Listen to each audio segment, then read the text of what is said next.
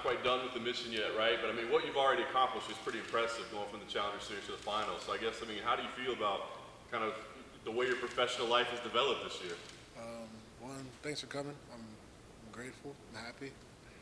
I'm at peace. It's kind of fun. Like I forget that the Challenger Series are like in the same year. You know, being this 5th fight coming up. I'm excited. I'm dialed in. You know, I treat it as another fight. You know, championship, $1 million, all that's great, but like I love to fight. So it's just like getting another opportunity to do the thing that I love this year. And you know, before PFL, like right before I was about to sign, and we're getting close to be challenger to champion. If I had to go to the Challenger Series, if I got signed right away. So I've been saying that before, and you know, actually, the week I got to corner Elvin Espinoza when he fought on that. So I guess like 2 weeks before I fought in the Challenger Series, and it's cool to be here now. You know, like working and speaking into existence. Everybody here at Kill Cliff, DK Fitness down in Miami.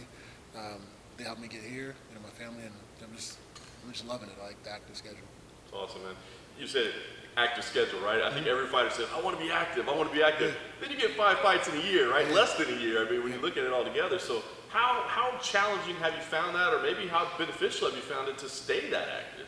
I find it more beneficial than challenging. Like the challenging part is like each week, like each every 6 weeks, right? You have somebody new, or from the Challenger Series for me to the Corey Hendricks fight, like the showcase fight, it was quicker turnaround, but I like it. When I first started fighting, especially my pro career, I had my first 6 fights in about 5 months. So it's kind of similar to the PFL schedule, maybe just a little less spread out. Fought twice in 1 month. So like it felt like I was back in the beginning, and I love what I get to do. And I don't know, like I used to beg for fights, right? I just remember over the past year, I mean, you've probably seen it on social media, me calling people out before I signed PFL. And then now it's like you don't even think about that. And it almost feels like, was that just a year ago? So I'm just grateful. You know, it'd be cool if the season was longer, if we had like 6 or 8 fights, but I don't know how that would be done, because I guess you have to have an even number, right, to have like the right amount of fights in the season. But man, I'm just happy. I love it here. I said probably fight another 11, 12 years. It'd be fun to do it all with PFL and stay active, and that puts you like at 48 fights, I guess, right? You do it well. So that's what I want. But it's on a warpath, and it's cool. So the challenge of it all is like, see, I don't have to cut weight, so I guess that kind of took that challenge out the way. But the main thing is just making sure you just keep doing what you love, right? Like you don't treat it as like the monotonous job. You just treat it the job that you're passionate about. It feels like each performance has actually gotten better along the way as well. So do you think that's a product of staying as active as you have, or is it maybe just things clicking in training, the time that you've spent here? Like, what do you credit that to? I'd say it's a combination of everything. So you have the active schedule, right, and new opponents. So like you have people that are fresh and exciting. Like everybody that fought this season, man, much respect to them. Corey Hendricks was tough. Osama City, strong as an ox, right? Tim Karen walked out to a Mulan song. I thought that was pretty cool. And Martin Hamlet, like that's a big guy. So that was fun, and he's been at the highest level, or the highest point you can get to in PFL without making it. So just different guys, different challenges, and I get excited to fight. So it's like I just get it like, okay, this person presents this challenge, this person presents this challenge, and now like how do you impose your will and go claim victory? So just like when you love it, you build off of it, and it's really because of my coaches too. Like my training partners, everybody here is so challenging. You can see a training session on the mats, and this guy's fighting for a title here, this person's fighting for a title. They just got back from a title fighter. They're close, they're top 5 here, they're top 10 here, like, and then there are guys who've been people like Emiliano Sordi, you know, who's been through that gauntlet. He did fight 5 times a year in that year that he won his title. So you can just like pick off guys' brains, so it just makes you more great. My coaches are on me. Like, they don't want me to be good, they don't want you to be excellent, they want you to be like perfect, and that's kind of thing that's something that you take into the fights, and there's always still something to work on. Like if you look back at after the Martin Hamlet fight, before we even like congratulations, we were excited. Coach Dieter and Lentz were already telling me things I could work on, right? And I'm like excited. I finished the dance, and I turn around. He's like, "Hey, no motorcycle riding. This, and this, and you got to work on this, do this, and get better." So it's constant growth, demand to get better, and that's what I love. Coach Jones, after the Corey Hendricks fight, man, we didn't even take the shuttle back from the Virgin Hotel, and I was like, what could I have done better here, and here? And they were happy we got the decision and all that stuff, but it was, what could be done better? And I think you stack that on top of itself, and then you do that every day in the gym. This is why we're here, you know? It's awesome. You talk about the challenges along the way. What challenges did Josh present to you? Yeah, Josh is, I mean, he's good everywhere. Josh is like, he obviously has his grappling pedigree and his background from college wrestling, growing up in a gym, a lot more experience than me. He's slick. He's a really good head kick. I mean, I like it. It's the way he sets it up is different than other people. Man, he's creative. He's funky. I think he just has fun. He's a loose guy. So it's like not every fighter's like that, and he's just himself. And he has very good coaches over at ATT. I think that's what makes this challenge even more fun. So like credit to Martin. He had really good coaching, Coach Sal, and all those guys from Sweden. And Josh has the same, but in his own way. Guys who've been around it, they fought our gyms fought them. There's history there. So I think Josh has all that, and he just has, his experience on his side, and that's what I love. So. Last thing for me, you said that, it's kind of just another fight, right? I feel like you've already won just by getting to where you are right now based on where you were. But what would it mean to take that extra step to win a title, to win $1 million?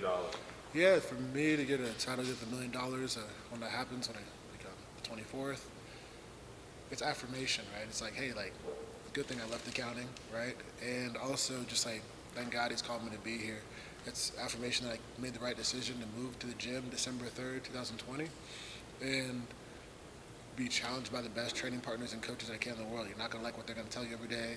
You're not gonna like how training feels every day, and that's what's great. So it's affirmation to me that I got into MMA not just to be another guy, not just to be another fighter, not just say, hey, at one time in my life I fought in a cool organization, and I got here, I started training when I was 24. I don't want to be like, that's the only pat on the back, right? It's funny, what's today, the 11th or 12th? Yeah, 11th. 11th today? Yeah, so like 3 years ago yesterday I got knocked out by Buckley, and then today I'm here. So I'm just like, hey, like, MMA's growing, right? Like, and I'm growing with it. So to me, it's just like, it's a testimony of all the people I'm around, and it's a challenge to get the next one, right? How cool would it be to get like 11 PFL titles, 12 PFL titles, right? Then maybe do a Super Series fight and call it a career. Like, I love to fight. Man, I was at that PFL France card. What an atmosphere. It'd be fun to do a fight there. Like, go more fights overseas. Just travel the world on an active schedule, and you keep earning your way up. So that's all it is to me. It's really like, get this title, like, okay, like November 25th, we're back at it, and just what can we do to get better? What can we do to claim the next title, get the next one, and just that one day I'll look back on it, I'll be like, okay, we did something cool. Impa, I got a question. I see you, like, especially after you finish a fight, there's this signature dance. Yeah. You gotta tell us where that dance comes from. Yeah, so that's called the Mwash. And my family makes fun of me because I can never do it right. So in Congo, and my parents was like they're from Kinshasa in Central Africa, and any kind of party dance, they call it like your hip line dance is pretty much what they call it. But the Mwash is just like a celebration thing. Like everybody, there's men, women. But every time my family has like a party or get together, they make fun of me because I can't dance it well. And then on the I never thought about doing it, but on the Challenger Series, I saw them in the crowd, and I just did the joke, like the inside family joke, and I was like, well, gotta keep it going. And it just, after we get finished, this is something I do now. Yeah, you gotta keep going. It's vintage Impa. I appreciate it. I guess I can't let it go now. Can't let it go. Right. Another question for you. You talked a little bit about, like, you just made reference to the fight with Buckley and the journey here. Yeah. Talk a little bit about the difference, because you are someone, a lot of the fighters on the PFL roster have been with other organizations. Talk a little bit about what it's like now, the difference between being with PFL and your experience with other organizations. Yeah, so being with another organization, right, and other organizations in general, what I like about PFL is like you get to earn your way to the top. I'm not saying nobody else does, so I don't get attacked for this, but I feel like in other organizations, whether it's like your following, your social media presence, which people earn themselves, right, or their pedigree before they've ever been stepped in a fight, they're already getting bumped up. And you see some people do great and they rise up to the occasion, and some people fold under pressure. And it's not because they're not ready, it's just because they haven't really fought the fight. It's like a guy has a great wrestling background, he gets pulled up, and then he doesn't show up. Or somebody's great on social media, but they come in there, or they have like a wrestling, like WWE style kind of wrestling, and they get in there and they get in the fights and they're not really a fighter. What I like about PFL is like, okay, go get this title November 24th, come next April, they're like, hey, you gotta go earn it again. And I think over time, it'll tell a great story about PFL that in order to be a champion, you gotta earn it every year. And if they're trying to go make, I don't believe fighting itself is a sport, but if you're gonna make MMA a sport, there's no, like, if somebody wins something in the NFL, they don't just say, okay, they're automatically champion next year, and you can just sit out and pick and choose who you want to fight. PFL, it's like whoever your name is drawn is your person, right? And I like that. So what I like about this organization is like everybody's super cool. I mean, especially as a growing organization too. Like I get to know people personally, and even when I was somewhere else, I was able to get to know people. But it's just different. Like you feel more welcome. Maybe I've like had to grow up over time, but I like the idea that each year you got to go get it again. You never just got to kind of live and then say, I'm going to fight a year later, I'm going to fight a year later, I'm going to fight every 6 months or so. Like it's come back, you're more active. They did like, I saw some article where it's maybe like something that says how in PFL you're more active than typical people. Not many people are fighting 4 times a year anywhere. Like this year for me it'd be 5, but like if you go to the title every single year, you're fighting 4. So I just think people say it's the most challenging organization, most challenging gauntlet in MMA. But I also think it too, it just makes you have to develop yourself, and that's something I love about PFL. I like the PFL Europe, I like the PFL Africa, I like the Saudi Arabia. Like you see all these different things coming up, and it's making it more global, I think, than even other organizations, because it's kind of like that Champions League soccer style. Like you have the elite of the elite teams, the Manchester Uniteds, the Liverpools, all those teams. You have teams coming up, and when people come over to global, you got to start seeing people bring their fan base from overseas, and it's kind of like different nations fighting one another, which I feel like is like the root of all fighting. Like your tribe fights this tribe, this person does that, and that's what I like about it. So when I see guys like, there's some guys in that PFL France card, like it'd be kind of cool to fight them over here in the U.S. There's a guy, I forget his name, but I think I called him Bazooka, but it's not, his name's like a nickname for him. But he knocked out this guy, and I'm like, man, I think he'd do well in the PFL light heavyweight division over here, and I'd love to fight him. So it's like I like that challenge where I feel like it's sometimes you represent your country and that's it, but you don't get to have the whole nation behind you. Like when Cedric Doumbé fought, he shut the place down. And once he rises up and keeps growing, maybe put him on the global side, then you get to fight the best of the best from somewhere else, and the leagues keep growing. And maybe if a guy's not doing so well here, they can go over to the Europe side or wherever and just keep building themselves up. So I feel like PFL just has so many different opportunities for you to grow, and they develop a lot of fighters, like Alexi Pagande, right? He's maybe not even 10 fights yet, maybe not even 5. But you just see him growing, and he had his first like more of a challenging fight where you don't really get that stage or that opportunity in any other organization, I think. I appreciate it. Impa, you mentioned Buckley, and that was a pretty bad KO that you took. A lot of fighters wouldn't recover from something like that mentally, and here you are, as you mentioned, just a few years later, fighting for a world title, fighting for $1 million. Can you talk about your mentality after that knockout compared to your mentality now, and what that process has been like to get from point A to point B? Yeah, so, well, one, when I got knocked out by Buckley, I don't remember what happened, right? So I was just like, what happened? What happened, right? But once I, got in the ambulance, and my dad's like, all right, go look at your phone. I'm like, all right, and I saw it. I was like, okay, good shot. But, I came in MMA to become a champion. If that was the route for me to become a champion, that was it. And for some reason, I didn't know then why that happened. I didn't pray for that to happen. Like, trust me, I didn't. But I was just like, all right, cool. Like, how do I rise it from this? My dad would always tell me, in order to know your glory, they first have to understand your story. And that was, like, I think, a big part of writing my story. My dad and I were in the ambulance in Abu Dhabi. We were going to the hospital just to make sure I was good. And I said, don't worry, Dad, I'll finish the next fight. I did, fought Sasha Palatnikov. But even with that, I said, don't worry, one day I'll be a champion too. And when I wrote my post and all that stuff, and people asked me about it, I still say this, like, play that highlight as much as you want. It's great. Credit to him. But, the day that I'm champion, play that highlight too. And on November 24th, I get to do that. So it was always like, that was the decision. Like, is fighting really that hard? Like, it's hard for sure. Like, you train and all that stuff. But, like, my parents come from another country where my dad was young. The place would flood to the second floor. So you have to take everything, bring it upstairs. And you're studying with kerosene lamps or people getting killed all over. Like, there's everywhere, right? There's stuff going on left and right. Just like back in Congo, people here going through some rough stuff. I choose to fight. I get to. So because I lost in battle, the war's not over. For me, that's how I look at it. And I really respect Buckley. It'd be cool. I think, like, if you ever decide to leave where you are, bro, come on to PFL side. We can do it again. And, like, that'd be an honor. That's the challenges I want. He's a guy who got a great shot on me. He wasn't lucky. For people who think it was a lucky shot, it was not a lucky shot. He set it up well. I caught that kick 3 times, and I paid for it. So, but it made me better, is which I'm really grateful for. And, it's all the fights in between, the sense of urgency you have in a fight now, all that stuff, I learned so much from that fight, and just how to mitigate distractions, and I'm very, very grateful. So some things you go through just make you who you are today, and I think that was one of them. Yeah. And obviously, as you mentioned, you want to become a world champion, but this is prize fighting, right? Yeah. And you're now in PFL, and you're literally going to be fighting for $1 million next month. Not to get too deep into like fighter pay and all that, but the UFC, it probably takes a good amount of time unless you're one of the top stars to make $1 million paydays. So are you almost glad that your career went the way it did? Because as I mentioned, you know, it's hard to make $1 million in MMA, and here you are, you know, fighting for that.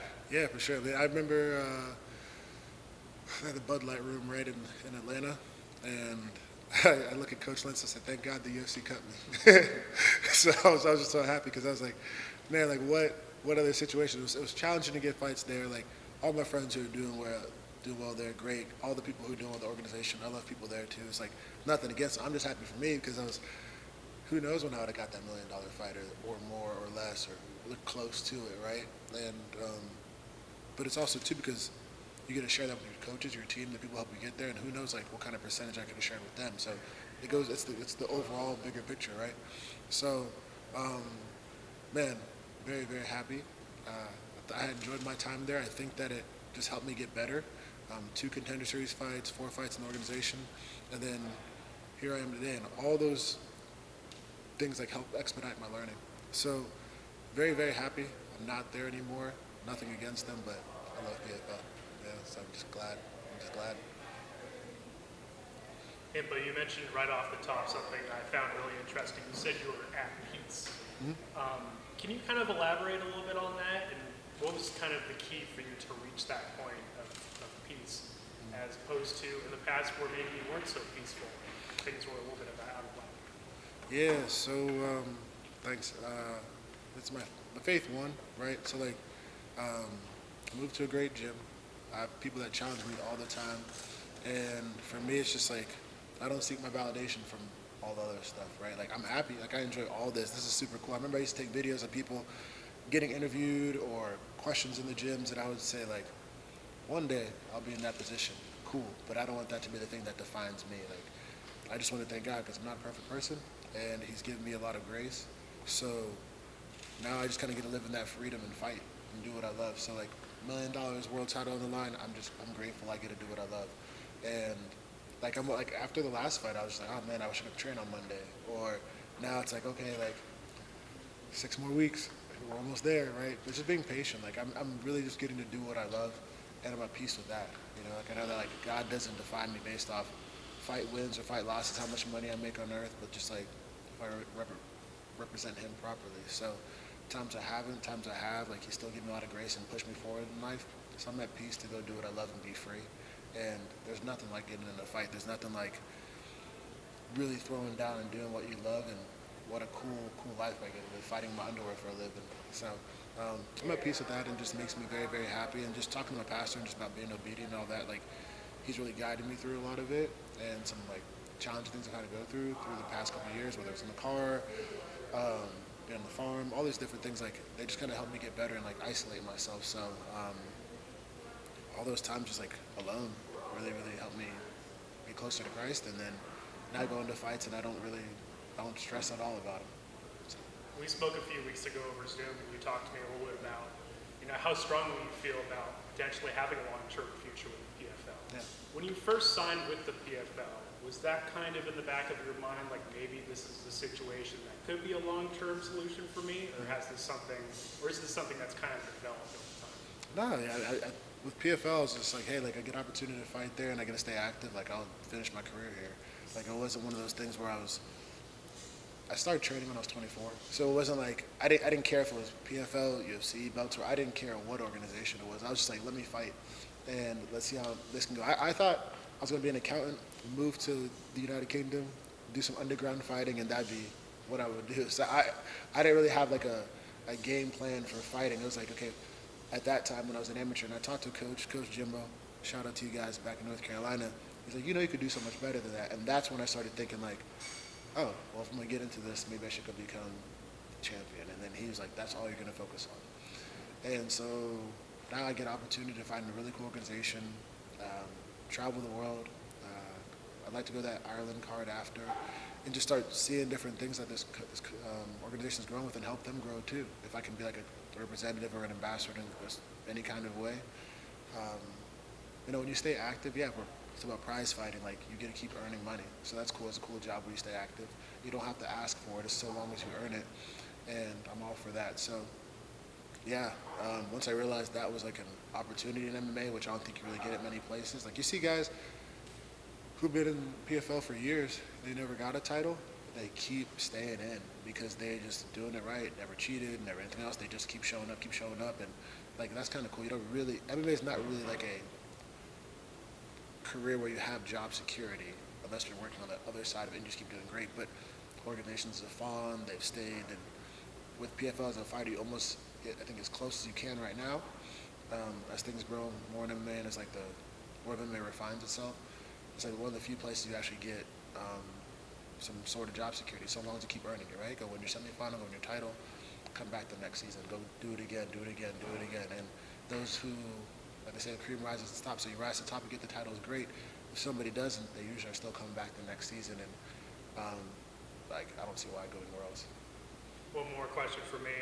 You've talked a little bit about your story, how just a few years ago, like in North Carolina, you were pretty much living out of your car, and you were in a rough place, and now here you are fighting for a world title in just about a month. Like, what do you want people to learn from your story, your life, your career, they can use in their own lives too? Yeah, so number one thing I would just say is, like, if you feel like God called you to do something, go for it. And everything else that happens in between, like, if he called you for it and you have to feel like you've achieved your calling or like completed it yet, just keep your faith. And that's about it. It'll take you. Like, I can't really say like it's all me. Like, I'm not self-made. I got a great team around me, coaches who challenge me and push me every single day. Like, so as you step towards your calling and you really feel like you're being pulled to do something, whether you're a writer, whether you're a doctor, you want to be a great accountant, I don't know, like a journalist, like whatever your life is, shout out to y'all. You got to keep going because there's something in you that's telling you to go that way, and you don't want to get to the end of your life and then say, you're looking back on like, I could have been all this. That's not a fun place to be. So it kind of just made me at peace. Like, even when I was in the car, I was like, this is cool. I'd Instacart stuff to the front of the gym, go pick it up, and it's like, I know all this is going to pay off. I don't know how, I don't know when or what day that's exactly going to be. I don't know it would be on the Challenger Series. I don't know it'd be back in San Antonio where you're like, okay, cool, like, you got to be the title. But I did expect myself to be a champion. I expect myself to be in this time. I just didn't know what day that would be. So for any fighter, any person going through it, if you're in your car, you're trying to build your business and you feel like you're losing people, sometimes God just isolates you to remove certain things out of your life so that you can be prepared for when that time comes. And that's about it. Just keep your faith. That vision's there. Truly press towards it, and you might feel lonely sometimes, and that's okay because it's going to get you closer to where you need to go. Thank you. To get you ready for Josh, who's been training for this fight, if you're doing anything a little different, you don't have to give the whole game plan away, but just sparring with others and all, just to get ready for this big fight. Not for sure. So, man, I've great training partners here. The guys I've always been going with, Delano Taylor, Jason Jackson, shout out to him. He's fighting for his world title the week before me in Bellator, so that's cool. I'm proud of him. My best friends, awesome training partner. You had Gerald Mearshart here. You have all these different guys. Gregory Rodriguez, Aaron Jeffrey, one of my best friends in the world, is in town too, and he should be up for a title fight soon. So, the crew, the grinders, the people that I always work with. Of course, I still have Coach Nick Lentz, Robbie Lawler's been there, all these different guys. Coach Duda Navarro, I see him every single day, right? We talk all day, every day. If I gets tired of me, he's going to block my number after the season's over. Henry and Coach Greg Jones. Just very glad to have these guys. Sean Soriano. So that's the crew. I mean, that's like everybody I work with on a daily basis. And then whoever's at the gym. Like, I feel like what the cool thing about Kill Cliff and the gym that we have, you're going to find every single style, every kind of way. And I would think sometimes we focus on the fighter. We respect Josh, very good fighter. But sometimes you have to also focus on what you do well, too. So keep imposing your goals. So it's great to have all these different guys, but you can turn around and just, like, close your eyes and grab somebody in sparring and just be like, okay, like, how do I get better with you? So that's what I've been doing, and I'm very, very grateful. I don't know as a fighter if this means as much to you, but when a big fight like this happens, and you have a fighter from American Top Team, which is literally 5 minutes from here, a great training place, and another great training place here, Does that add to it that it's American Top Team versus Cliff FC, or not really? I think it's cool. So I get that question. But the cool part about it for me is that there's history there, right? From the Hard Knocks days to Sanford, Kill Cliff, and American Top Team. Like Coach Lentz, Coach Dieter, Coach Robbie Lawler now. Just funny to say Coach Robbie Lawler. They all trained at American Top Team at a point in their life. So there's some history there. I don't think there's necessarily animosity. I think people have, gratitude for the time they were there and where they are now. And it kind of made them who they are today. I like it. I'm very honored. I met Josh on the flight. Actually, I met Josh on the flight to Abu Dhabi before I fought Buckley. And it was just cool, hearing his story. I didn't know anything about American Top Team. I just got into fighting 2 years before. So, I knew of American Top Team, but I didn't know, how deep they were in MMA and all the champions they've created and things that they've done. And for me as a fighter, I've always wanted to fight the best of the best, or people who come from the best of the best. And fighting a guy like Josh and getting to represent a great gym that has Henry Hooft as our leader, who's built many great champions too, to be a part of that lineage is awesome to me. But also to fight a guy who comes from a great lineage, and also his dad being the head coach, what a cool, feather in my cap, once we claim his victory on November 24th. And I think that's something that maybe you could take for granted as a fighter right now, because I didn't grow up in the Hard Knocks to this day. I came from North Carolina to here, but when you look on the wall right outside of here and see all these guys who've been there since day one, and they look at you and they encourage you and they push you, you're like, man, I am part of something special. And then, like I said, I think maybe 15, 20 years when I sit down and look back on it, I'll be like, dang, what a cool moment I got to be a part of, and I didn't orchestrate it myself, so I'm just happy about it. And lastly, for me, you mentioned Delano Taylor and Jason the ass-kicking machine Jackson. Yeah. I'm wondering, have they got you into pro wrestling at all? 'Cause they love it. They love pro wrestling. I'm not into pro wrestling. I've never been into it. I just think it's more fun to fight people for real. Shout out to all the pro wrestlers out there. Don't hate me, but they kind of did. I mean, I got to do a skit with Jason at the gym in Miami, and he's like, he ran me through it. So it was fun. They can tell you about wrestling in ways I didn't even know the history and the different storylines between people, but he'll teach you about it. And if you ever say anything disrespectful about wrestling, he lets you know.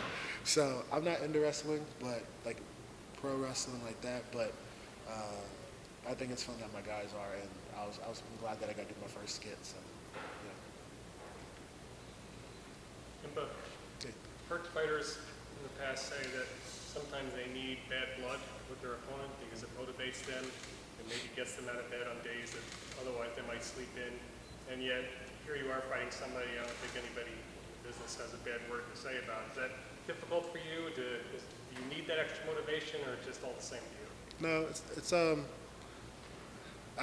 there's nothing bad to say about Josh, right? So it's and also too, anybody, if they don't like me, I think everybody in fighting is just trying to figure their life out too. I don't think fighters are the most normal people to start off with, so being one of them. And then I think that whether I liked him or if I hated him, I still have a job to do, and that's how I look at it. So I don't try to get distracted by emotion, trash talk, and that's why I respect him for who he is too. He's just a guy he likes his anime, he likes what he does. He's got a cool hairstyle, he does his thing, and I think that's what brings great fights. You remember when Brian Barberina fought Vicente Luque back in Arizona?